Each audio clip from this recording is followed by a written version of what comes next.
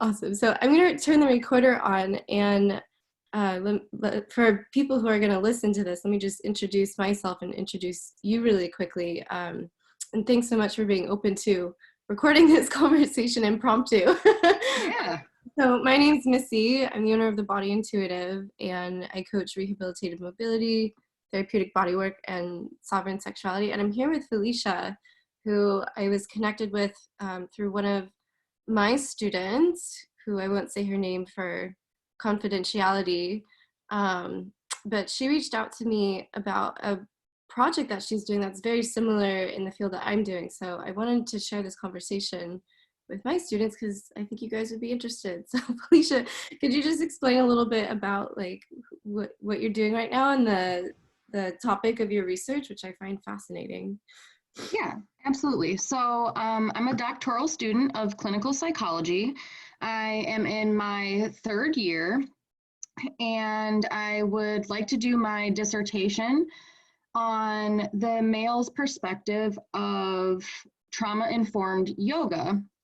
It's very much lacking from the literature, and I think it's important to bring their perspective in and let them know this is for them. And so really, what I envision for my project is to have at least 5 men who have gone through a yoga-informed, trauma-informed yoga program, and just ask them some questions. I've got about 5 questions about their experience and what they took away from completing the program. Fascinating. Well, you might have some listeners in my audience who could be subjects for you. Wonderful. Yeah, so let's flesh that out a little bit so they can get some more information on what that is and kind of my tie-in with my work to that. So Yes. as I was just explaining before we jumped on this recording, that is the substance of my research over the last 3 years. Like how I got a start into that topic specifically was coming to yoga like through my own trauma and health imbalances. I have an autoimmune digestive condition called ulcerative colitis, and yoga really worked for me, and Ayurveda really worked for me when all of like the traditional modalities didn't really cut it. Like I was in therapy since I was like 13 years old, and medications, and saw the best GI specialists and all that stuff. So what became my medicine then grew into a passion, then grew into a whole career, and I went back to school for yoga therapy specifically, because yoga had always had like a healing intention for me, and I wanted that to carry through into my teaching. So it wasn't just like, hey, let's do a cool vinyasa flow, but let's actually dig in and do deep transformational healing. Yes. And so part of our yoga therapy curriculum was trauma informed, and we talked a lot about nervous system imbalances, mental health imbalances. You know, a lot of people are coming not just for physical, you know, biomechanical based pain, but also for, you know, life coping skills essentially. So Yeah. a lot of our program was very versed in those kinds of coaching protocols and healthy lifestyle and all that stuff. But I would go to this program at Loyola Marymount University, and like 80% of the class was like older white women. I mean, there like in the earlier levels, there was a good balance of like younger and older people, like a mix from all different backgrounds. But it's like it was all women. There was only like 2 or 3 men in the class. And so I was like, where are the guys, you know? Yeah.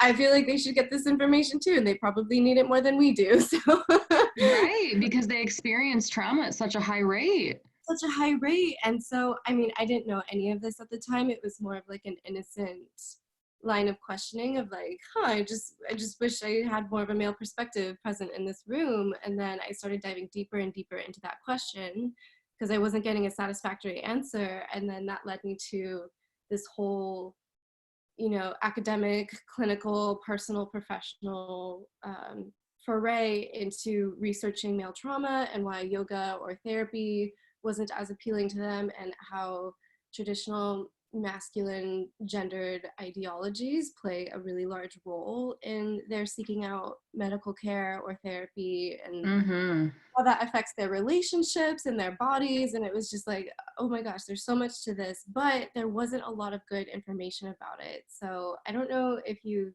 come across this yet in preparing for your study, but the APA, the American Psychological Association, just put out, I think it was in like 2017, maybe 2018, they put out like a 40-page pamphlet on mental health for men and how to treat these subtleties, the nuances of treating men who come to therapy under traditional masculine ideologies, or how those ideologies affect their needs for healthcare. And I was actually really surprised to find out that statistically, clinically, there's been a proven bias against men in healthcare. So not only are they more unlikely to reach out for help, but then when they do reach out for help, it's harder for them to find somebody that they resonate with. And then when they do find somebody they resonate with, it's likely that person actually has biases against men in mental care, or does not have a very complete understanding of how male expressions of mental health imbalances may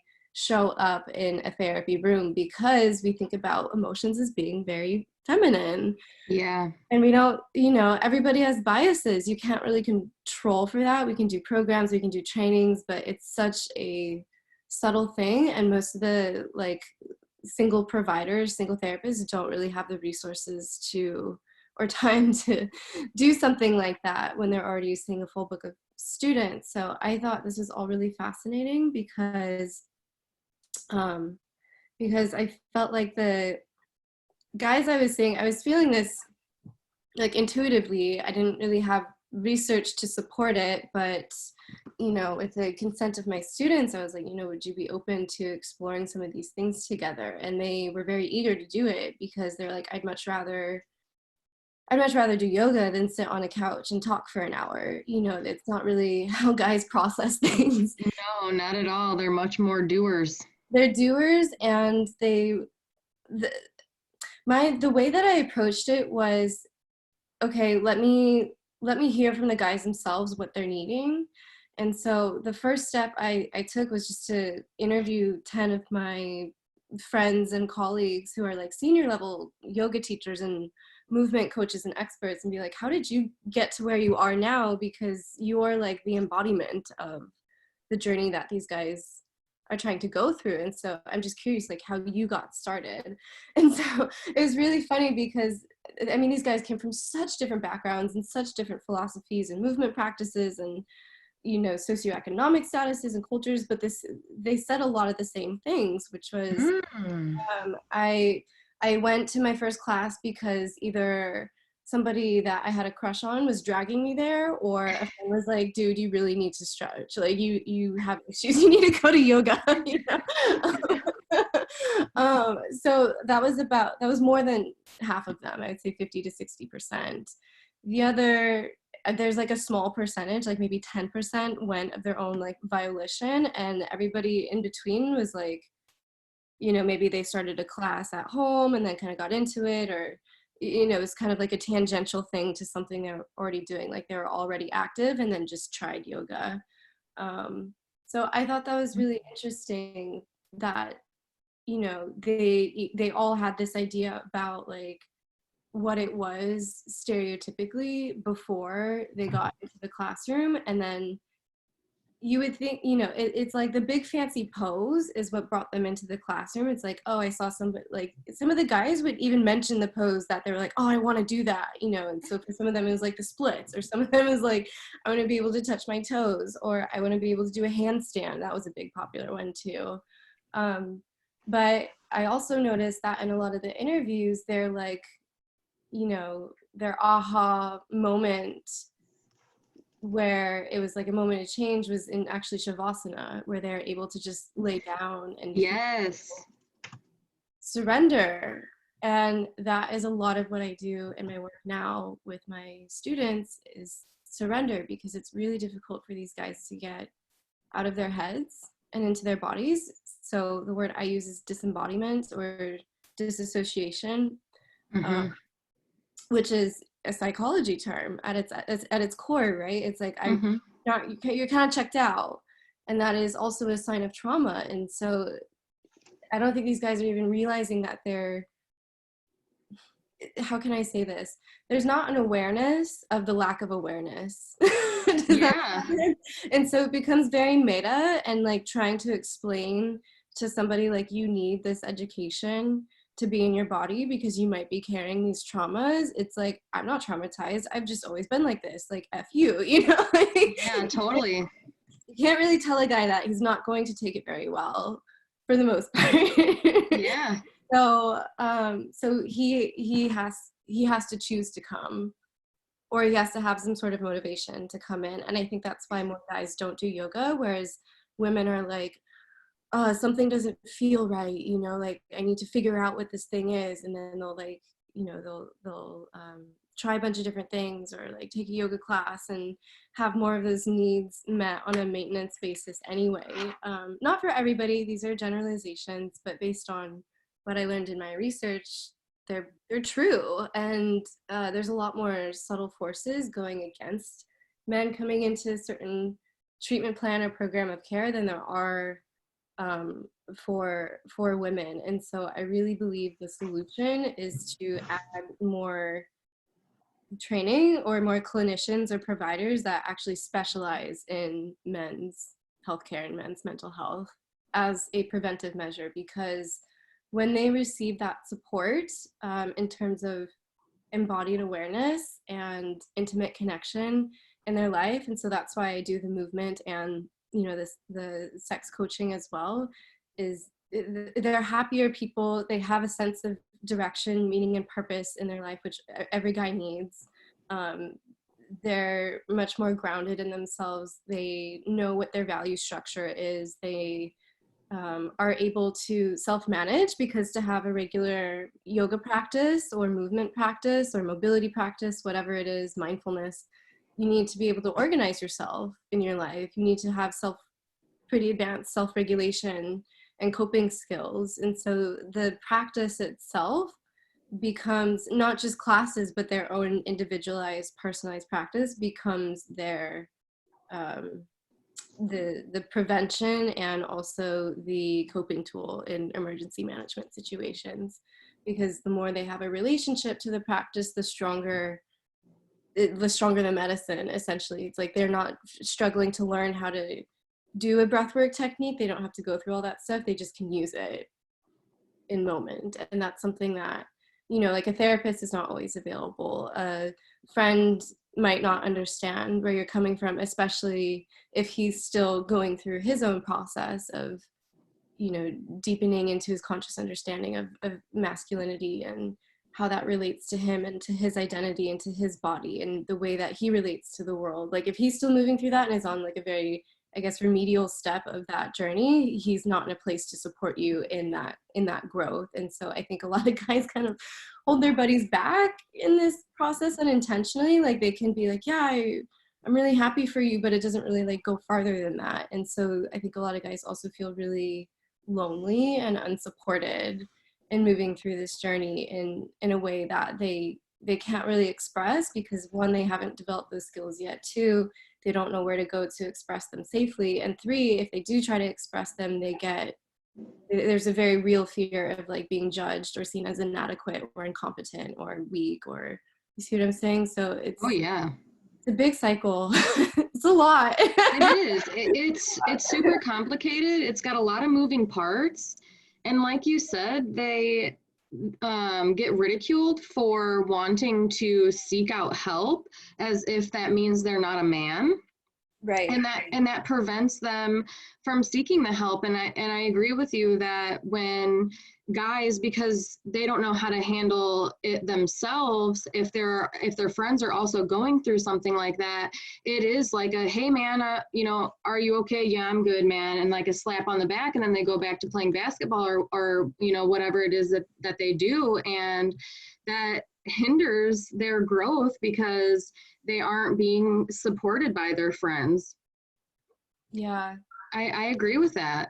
Yeah. And so I think it's important to get all of this information out here. I really admire that you give all of this kind of psychoeducation. I think you don't need to be a mental health clinician to be giving this kind of information.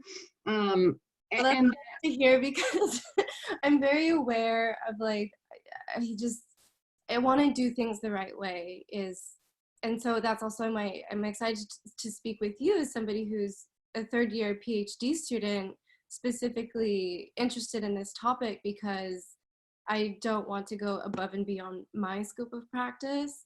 And I'm also very interested in bringing in other resources for my students to get that higher level of care that they need. And because of the nature of the topic, it's been very difficult. It's not an easy topic to build community around. But I'm very slowly putting those little pieces together. So this is just a really fascinating new thread for me. So I'm glad we connected. Yeah, me too. So really, I had some questions around. Well, let me first start by saying that my ultimate goal here, without any restrictions, is that I will be able to pick up some participants from gentlemen that you have done work with, if they would be interested in talking to me, so that I can get this, and hopefully I'll be able to publish. That's my ultimate goal. Amazing. And so if in a fantasy world, if all things go correct for me, I would like to talk about like more in depth what it is that you do in your program, and get your permission to kind of talk about that in my research, and then interview the guys. And I was really interested in pulling out themes that they think are valuable, what they're getting from the yoga. And then hopefully we can use that research to promote what the two of us are doing kind of together, I guess. So what is like the structure of you when you do the trauma-informed yoga sessions? Can you talk a little bit about like what the structure is and kind of how you go about setting it out, like how many weeks, that kind of thing? Yes.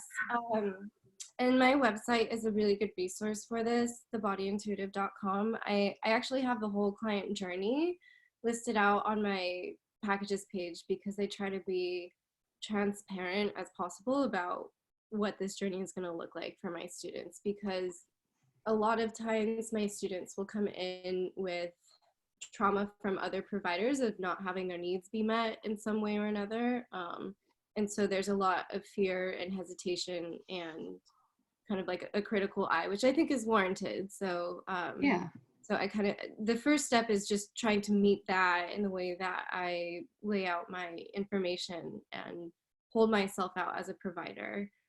Because I think even when it comes down to like the marketing and the messaging, it has to be very precise. It can't be overly fluffy. It has to be very like, this is what it is. So I tend towards like direct and clear language that's not overly technical, like just the average person could read it and be like, okay, I understand the journey that this is asking me to take. So the first step that I do in working with my students is we have a initial consult. I allow 30 minutes. Sometimes it takes a little bit less, sometimes a little bit more. And that's just to hear about what I call them my students or my clients, what the student is going through, what it is that they want my help with, what kinds of things that they've tried before, what has worked for them, what hasn't worked for them, what their pain levels are, who their current providers are. Like, we do a really thorough intake. And then I say, okay, here's what I think we should do. Here's different ways that you can work with me. And then we decide if it's a fit or not. So if they decide if it's a fit, then we proceed forward with an assessment. And I offer 3 main kinds of assessments. The first one is a mobility assessment. The second is what I call a sovereign sexuality consultation, the initial consultation. And the third is a holistic health starter pack. I would say about half the students end up going for the holistic health starter pack. The reason being that the package includes not just like an hour-long session in the intake where we are assessing, core, that getting like baseline measurements for their treatment, but it also includes a 90-minute bodywork session and then a half-hour follow-up consult. And if somebody's coming in with a high level of stress or anxiety, or they've been in chronic pain for a while, what I tell them is, look, the body work is not necessarily going to be the end all be all of your treatment, but if you're experiencing symptoms right now, it will help you to feel better and get more of the immediate pain relief. So let's do, say, for example, let's do a mobility assessment. If you have like a trauma in your shoulder, I can measure the range of mobility in your shoulder. We'll do, a few other tests on posture and so on and so forth. And then I'll bring them in for a 90-minute bodywork session, because then I can actually feel what's going on in their body instead of measuring it. And that provides me as a provider a lot more information. I can sense their breathing. I can see how they respond to touch, which is a really important part of trauma that also helps us to build rapport as, a therapist to provider. Because most people don't need to be convinced to get a massage, you know what I mean? they understand it to be like a yummy experience where they're self-electing to be in the receiving position, and that in itself is a step forward for many of them, and a lot of times just what they need too. Because something else that came up in my research is that men actually there's a lot of great articles coming out about this too, and like Upworthy and the New York Times, about male touch deficit, which is as men age, they have less and less access to healthy platonic touch in their life. Oh. Touch is a huge necessity. This could actually be a huge factor in your research. They have less and less access to healthy platonic touch as they age, unless it's from a partner. And so essentially what happens as men get older, it's like they're only allowed to touch people that are their sexual partners. And so all touch then becomes sexually suspect. And they can't relate to touch as a non-sexual way of communicating with people. And this is very westernized and Americanized. I feel like, I just went to Cuba for a week this past month, and it's a very touch-friendly culture. Everybody hugs, everybody kisses the cheek, it's a very touchy-feely culture. And I also noticed a lot of the men, there was no like machismo like type of energy there. Everybody was very, respectful. Like there was none of that kind of like really aggressive male energy. So, and you'll see other research studies that point to this too, that when you have more avenues for healthy touch, the rates of domestic violence and violent crimes go down in those respective communities.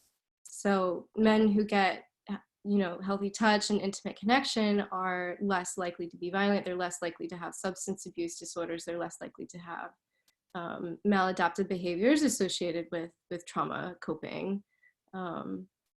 So anyway, that was a long explanation to answer your original question, which is how do you start working with your students? So basically come in for an assessment of some kind, whether you want it to be mobility or from, the intimacy perspective first. We can do either or we can do one of those and have a bodywork session and, talk about it for half an hour and say, I can answer questions and say, here's what I saw, here's what I think we need to do, and here's how long I think it would take us to get better. So I'll make a recommendation. I have 2 main programs that I lead my students through. The first one is called a 3-month rapid recovery, and the second one is a 6-month chronic care. And the reason why they're 3 and 6 months is because 3 months is the minimum amount of time that I have seen in my practice for people to actually make lasting permanent change. I'm not really interested in superficial artificial changes. I really want to make sure they know how to learn and adapt their own practices. And in my experience, it takes at least a month or two for someone to be initiated into that process. You know, Wonderful. if they have a kind of, you know, mindfulness or yoga practice already, which many of the students do coming into this program, I say, good for you. You're already at an advantage, but you still have to do the work. This is going to be a matter of just shifting what you're already doing to things that are more personalized to you, rather than saying, now you have to learn how to implement a whole new practice into your life from the very beginning. So 3 months is usually the minimum. 6 months I recommend for more severe cases of trauma, or if there's comorbidities, or if there's a lot of complexity, or if there's the severity and the time of the issue has been going on for a long time. So if somebody's been dealing with this trauma or this pain for 10 years, I'm like, look, it's not going to go away overnight, you know, and you might even have to go through a couple relapses in terms of your pain cycles before we build enough strength and resilience in the body and in your mental health to implement new patterns in your life. And that's actually expected. It's normal even. So I also go through a process of educating them on, like, this is what may happen. Your journey could look different. I'm not telling you this is what will happen, but I just want to tell you what usually happens with my other students, so you can have healthy expectations around it and not be down on yourself when this happens, when you seem to be going for a little bit of a loop here. Then we have a midway check-in where, halfway through either the 3 or 6 months, we'll do a casual assessment and say, okay, what's working, what's not working, let's double down on what is working and maybe adapt or change things as we go. And then on the final session, we'll have a reevaluation. So if somebody's coming for more psychologically related imbalances, I'll ask them the same questions I did at the beginning, or just check in and say, how are you feeling about these issues? And we'll do more of like a qualitative update, so I don't know, one of my students came in and he wanted help in his dating life and his relationship life, but he had a lot of hangups around feeling good in his body and feeling like he was attractive. And so, at the end of our 6 months together, he had gone on a few dates, he had a lot stronger interpersonal boundaries, he was better able to articulate what he wanted and needed from a partnership. I wasn't guaranteeing that he would have the love of his life, but he had a lot better skills to discern who would be a good partner from him, and a lot better ability to just be out in the world and be comfortable with himself. And so that was the ultimate outcome together. Whereas for something more mobility focused, we can say, okay, your shoulder has 20 more degrees range of motion than it did 3 months ago. That's a little bit easier to measure. So the difficult part for me, as somebody who's just a coach and not like a clinical researcher, is I can't find a way to measure outcomes in a way that I think is statistically reliable. And so if you could help me figure out what that is, I would be super grateful, because the difficulty is that everything has to be personalized to that person in order for their treatment to be effective. But at the same time, I would love to be able to have some sort of metadata analysis about, even for myself too, as a provider, I want to learn what's working and I want to learn what's not working, so we can not do those things anymore and figure out why the things that are working, and contribute that to a wider body of literature, because this is very progressive, it's very new, and it's information that could really change the way that treatment is administered. And this has really broad implications too. For example, the VA, obviously with vets and everything, the veteran population, you have a high instance of PTSD, complex PTSD, anxiety, depression, chronic pain, injuries, they've instituted yoga therapy within their programs already, or they'll allow students to receive subsidized yoga classes and things like that. But I feel like there could be a lot more specificity, and I feel like sometimes even a personalized approach is more necessary than just giving general group yoga classes, because of the nature of trauma that arises in each of these circumstances. And you can imagine, coming from like a military background too, a lot of these guys have really repressed their sexual identities or really repressed their sexual needs in order to fulfill and meet the context of what their duties required of them. And that comes up in a really big way after they've gotten into treatment. But again, it's like, do you really want to bring that up in a yoga class full of your other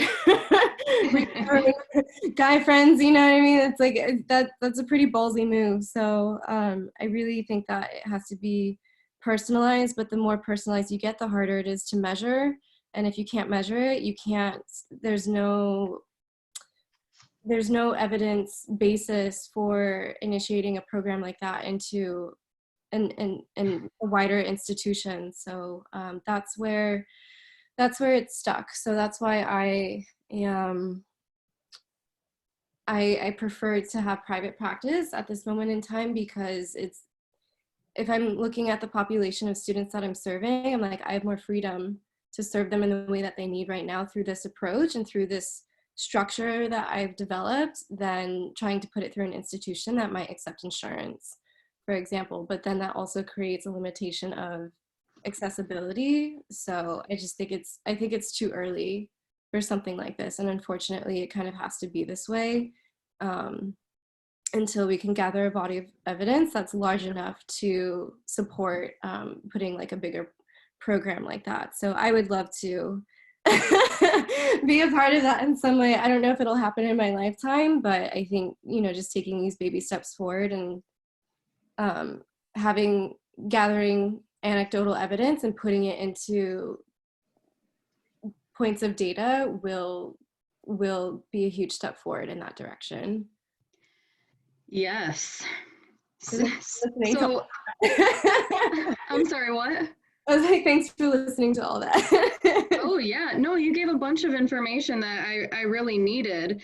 Part of my research question is, what is the minimum dose of yoga that needs to happen to create a lasting effect? That's one of my research questions, because the literature, it doesn't really have a consensus over, is 2 weeks enough, or do you need to go for 6 months? And so I like that you have already started to track some patterns regarding what the minimum level of practice is for people to start seeing effects that we could measure, say, at a year out, to see if they still are showing, reduction in symptoms, and then an increase in positive things in their life, like more positive, intimate connections, and being able to feel comfortable in their own skin and be walking around day to day and feel like they're okay.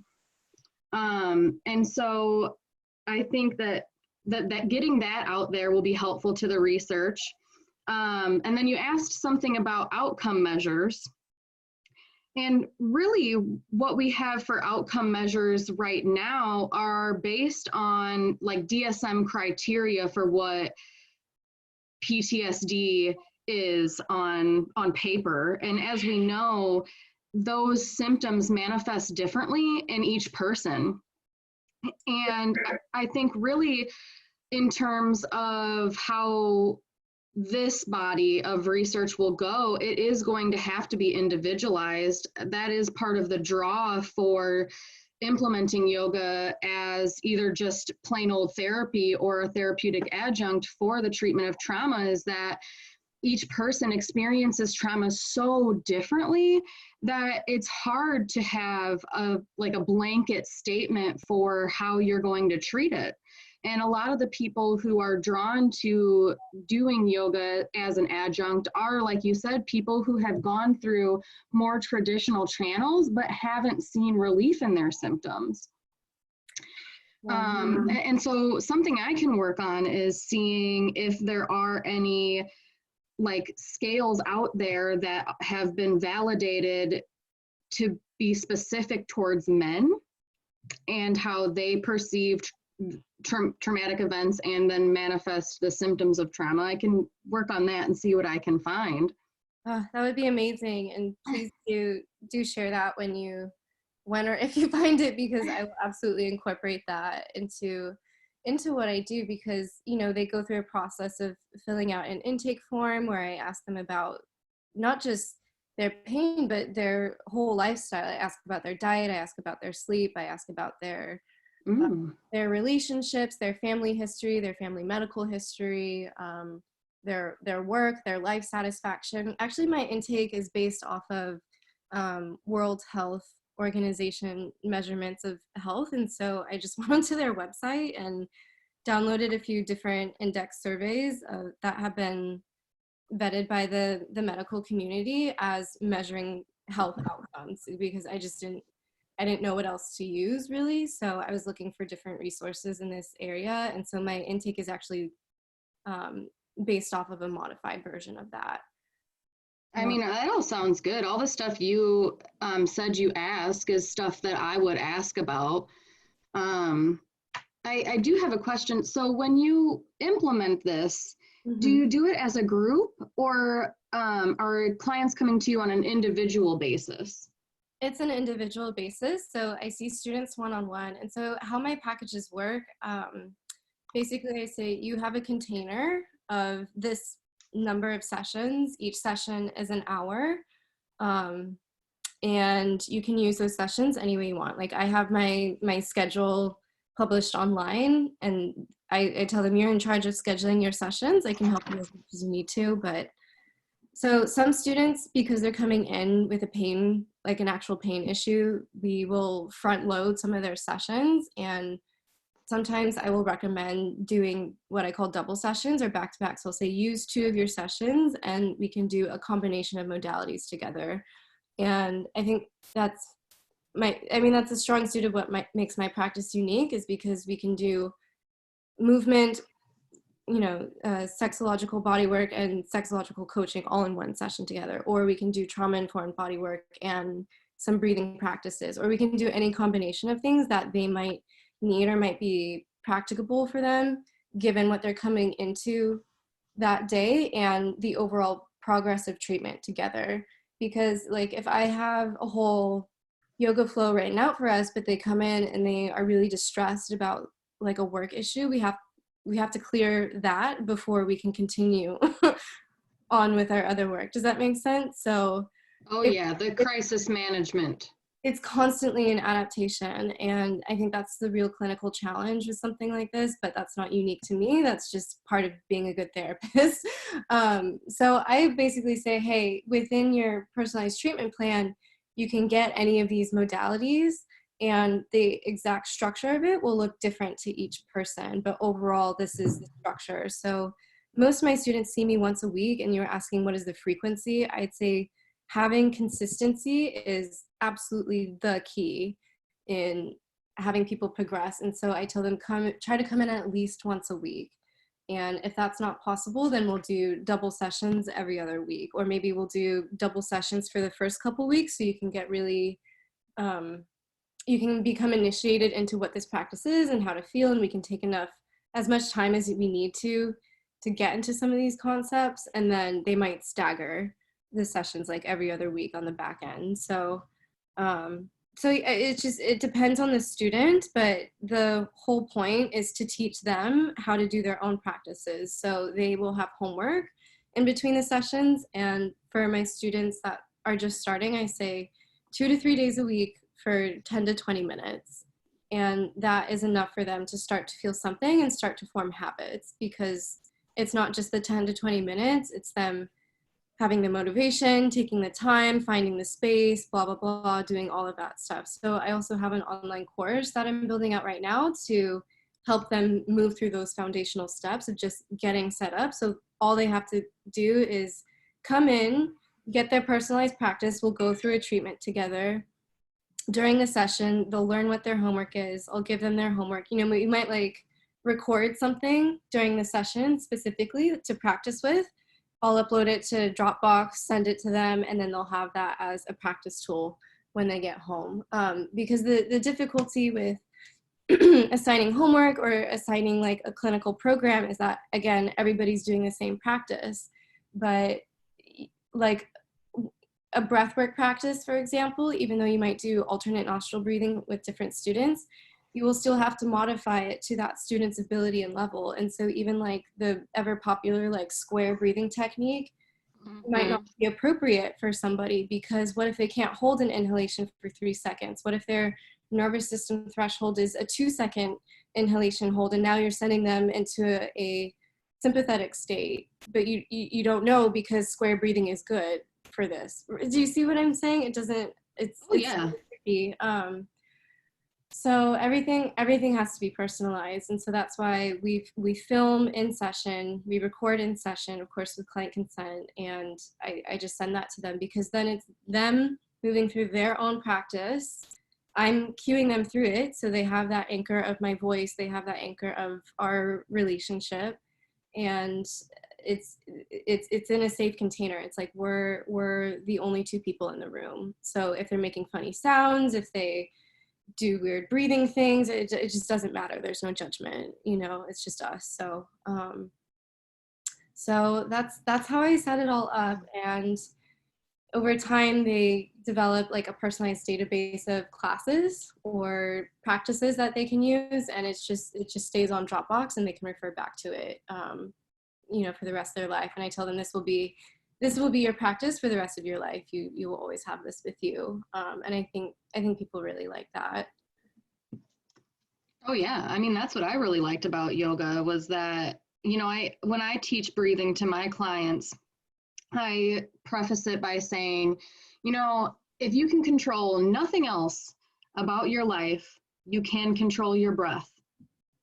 And then I teach them the breathing exercise, because I think that is one thing that you can't always take it with you. It's always there. Unless you are literally dead, you can breathe. And so it gives them a tool. It gives them a little bit of power to say, like, I can do this. Right. Trauma is always about giving the person back control, empowering them to take ownership of their life, focusing on what is within the realm of their control, because we can't take away this horrible thing that has happened to this person. Right. But, you know, we can shift the focus onto what they can do to make themselves feel better. And so whether that's movement or sound or breath or touch, you know, there's a variety of tools offered. And you know, what I tell them is like, I don't think you guys are clinically better unless you feel better about you. Right. You know what I mean? Like that's the whole point here. Like even if, you know, say we came up with like quote unquote the perfect way to measure trauma-based outcomes for alternative therapies like yoga, if technically somebody gets better, but then they're like, you know, they don't really feel better about themselves, I don't consider that successful therapy. So they have to have their own buy-in to the process. And I think that buy-in for men is especially related to removing limitations in their life and improved quality of life and improved intimate partnerships. And it might not be a direct or obvious correlation to them first, but the way that I explain it, it's like, okay, if you're able to get out of your head, if you feel comfortable in your body, you're going to have a lot easier time being able to empathetically relate to somebody else's experience of being in their body and living their own life. And that's really what relationship is about, is just relating in that way. So it'll and I think that lands for them in a way that they may have not considered before, but once they see it and experience it, I'm laughing because it's funny. Like my female students are really good students. Like they do their practices and everything too, but it's like they're always trying to change things. But my guys are like, once they find something that works, they're like, oh my gosh, this works, and they'll just do it. If they especially if they're naturally motivated people, which a lot of the students I work with are, it's like people don't want to feel bad all the time. They want to do something about it, especially the guys, and they're simple in the way that like if they find something that works, they'll practice. And so another reason why I say 3 months is because that seems to be 3 to 6 months seems to be amount of time where it's enough time to get somebody over that initial hump of this sucks, I don't want to do it, this is stupid, this is boring, it's so slow, why am I here, why am I forcing myself to do this, it's enough time to get them past that into the zone of, okay, this is starting to work, I'm starting to feel differently, I can do this, I'm starting to see some changes, and I'm starting to feel better, and okay, this is just a habit that I do in my everyday life, and I don't really think about it anymore. It's just part of me now. And once you get somebody to that point, men will be teachers. They'll go on to practice for like 2, 5, 10 years. They'll be like lifelong practitioners. They'll go on to be like beacons in their community of leadership. And it's like people who do yoga, especially men who do yoga, tend to do other physical activities, so they'll be healthier, they'll be around healthier communities, they're more likely to be involved in like altruistic things like volunteering or philanthropy or other kinds of community-based programs. And it's just this huge ripple effect. So there's a lot of barriers up front to getting somebody into care, but if we can add more resources and education to basically handhold people through that process and men through that process, once they hit that 3 to 6 month mark, it's like they'll be like lifelong practitioners. It's really amazing. Yeah, that's beautiful. Yeah, it's whereas women might like come and go from it a little bit more, I think, which is fine. It's not to say good or bad for one gender or the other. It's just something I've noticed. Yeah, I mean, if it's working and they're working it, that's awesome, because essentially that's the goal. We as clinicians haven't done our job if our clients haven't taken that skill and translated it into something more general in order for them to be able to use it. And like you said, feel better about themselves. Yeah. Yeah. Uh, so really quick, what do you, it sounds like you record all of this information when you do the process with them. Is that correct? By information, not always, not all the time. Like I won't record body work sessions. Those are really intimate and private. I will mainly just record like movement practices or meditation. I'm sorry. I meant like their demographic information and like what they came in for, and the feedback sessions where you ask them like what's working and stuff like that. Yes. So, I take soap notes just like other providers, and I'll record both kinds of information. Beautiful. So I was wondering, do you think that you may have access to like around at least 5 gentlemen who have completed your training who might be willing to answer some questions about their experience? I mean, yeah, I can reach out to my students, and I can share our recording on my news list, and yeah, I actually have a few students who come to mind. Wonderful. I would also be willing to put together like a little information sheet that you could give Yeah. to them so that they can like take it home and read it, if that would be okay with you. I think that'd be great, and maybe a good opportunity for them to reflect on their treatment too, because yeah, it's kind of funny, in our perception of pain, it's like when something when something's wrong or bad, we're like, oh, we're in pain right now. But when it's going well, we don't really think about like, we're not in pain right now, like, Right. so I'd be curious to see the feedback too. So yeah, I'd be happy to share that. And I think the guys are in a pretty good place where they would be happy to talk about their experiences. And I think, that gets to a bigger point, which is just asking guys about their experiences in and of itself is therapeutic, because when I was first going down this journey, and I can share my interview series with you too if you have time and interest, no obligation, but it's called Embodied Yoga for Men, and it's asking them all of these same questions. And what was really surprising to me, after I turned the camera off for a lot of these interviews, is like some of them even broke down in tears, and they were like, nobody's ever asked me about this before, ever. Aww. I was just like, what? Like you've been teaching for 10 years and nobody's ever asked you, like, how did you get into Man. yoga, and like, why is it fun for you and interesting? Like, this just seems Yeah. like, and they're just like, no, nobody's ever like sat me down and asked me to tell the story of how I got to where I am. And it was so powerful, and what came out of some of them, and just that, like, even that was a really vulnerable share. So I think it would be a really great thing to have that outlet for them. Yes, that's awesome. I mean, honestly though, people don't ask guys really how they're feeling or like what they think or how things affected them because of society's bias on how they process their emotions. Yeah, just stuff it. It doesn't Yeah, exist. You don't pay attention. It's yeah. not there if you don't see it. Yeah, and that is really sad, and I'm sure it does feel very good for them to be able to tell their story. Yeah. So I think for any like trauma informed program, the story sharing aspect of it is the aspect that I would encourage in community, not the actual treatment, because the treatment is so sensitive still for a lot of guys. I'm sure there's some guys who'd be open to it, but I've tried to throw like yoga for men workshops, and guys they just don't show up for something like that, because even doing that would be an admittance of I need help publicly, Mm. and that's too much. It's too scary.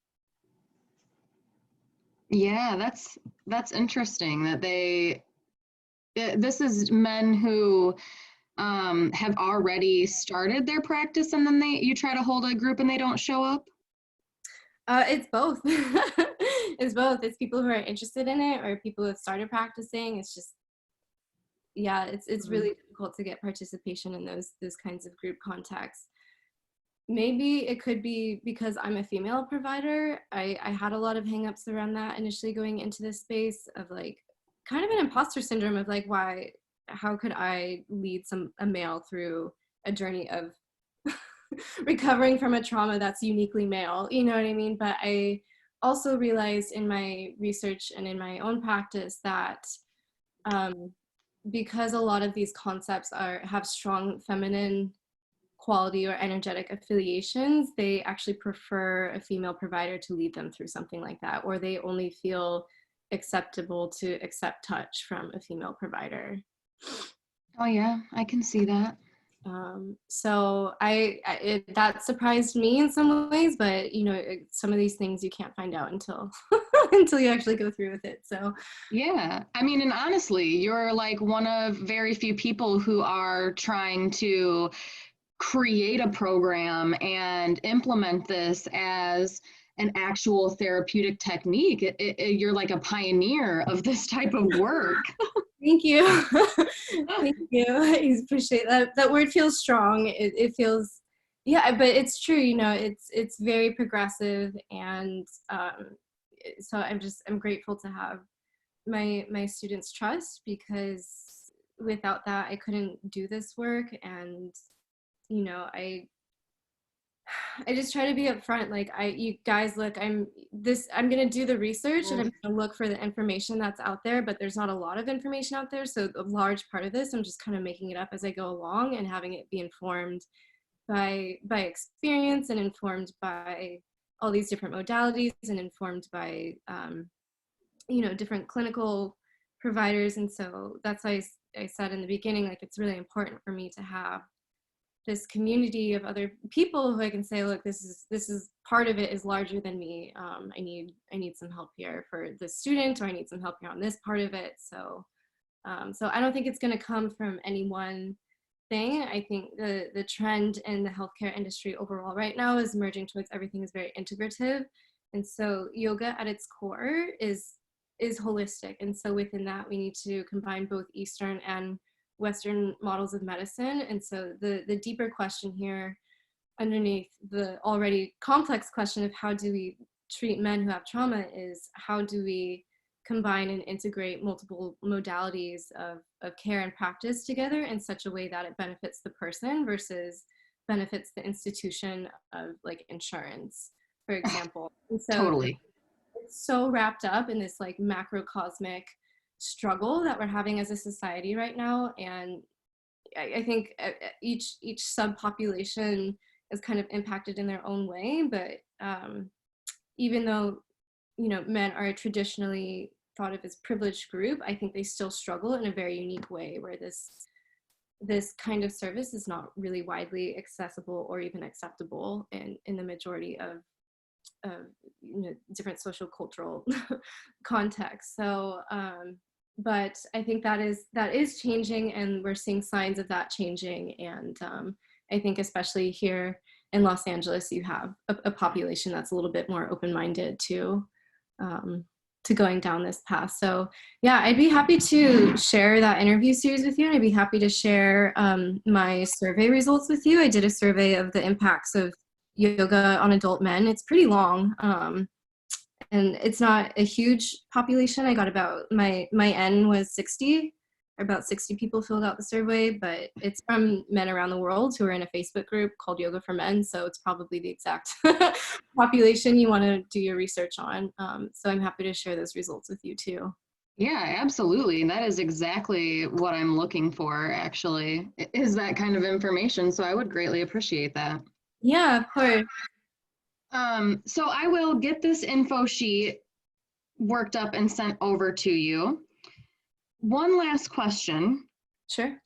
Do I have your permission to use your name and write up all of this information kind of about like what you do and stuff in my research? Yeah, absolutely. That would be really cool. Awesome. And I have one last thing. If I do get to a point where I'm getting ready to publish this, would you want your name on the research? I mean, because this is your program, these are your clients, these are like your ideas and all of that stuff. Would you be comfortable with me putting your name like as like a, I don't know exactly what it would be called, but like a co-author or something like that? That would be amazing.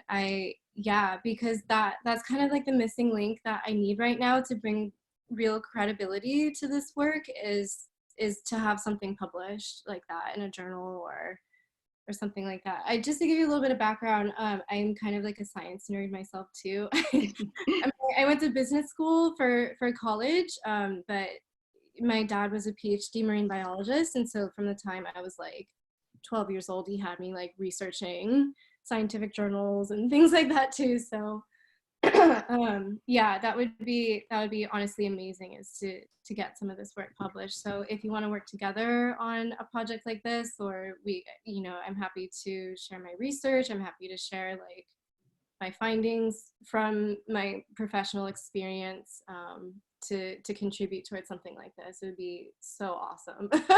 Yay! Yeah, so that is my plan. I would like to really get something that is usable by other practitioners and clinicians, and I would like to get this published. My ultimate professional goal is alternative medicine for the treatment of trauma, because there is so much lacking in traditional treatments like behaviorism and cognitive behavioral, which works for a lot of things, but trauma is so complex that it needs more than just the run-of-the-mill treatment, I think. And so that is my ultimate goal, is to get this thing off the ground and get some kind of like manualized treatment. I know we've been talking about this whole time that it's so individualistic, but if we could get some kind of general manual to be like, hey, these are the ideas that you at least need to have in your head when you are going to start this type of work.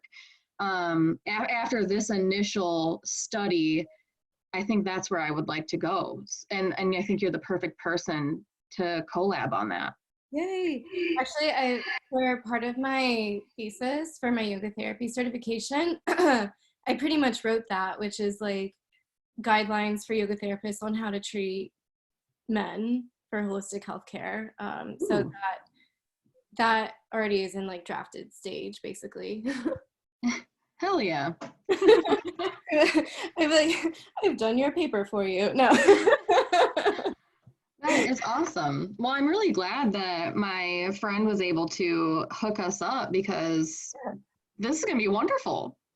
Yeah, I'm like, damn, I've done all this research and I've basically done your paper for you and I can't publish it. So Well, hopefully I can help with the publishing situation. that would be amazing. Okay, perfect. This collaboration was very synchronistic and just super awesome to connect on a Sunday morning. So thank you for your time and yeah, this and for listening to my ideas. And I'm really, really excited about the potential. So for everybody who's been listening, if you're interested in participating, you can just shoot me an email, missy@thebodyintuitive.com, or get at me on Instagram @thebodyintuitive. And yeah, I'll look forward to being in touch. When you have that info sheet, send it out to me and I'll share it with my community, okay? Absolutely, will do. Thank you so much for this morning, Missy. I really appreciate your time. Thanks, Felicia. Have a great one. We'll be in touch soon, okay? Okay, you too. Bye.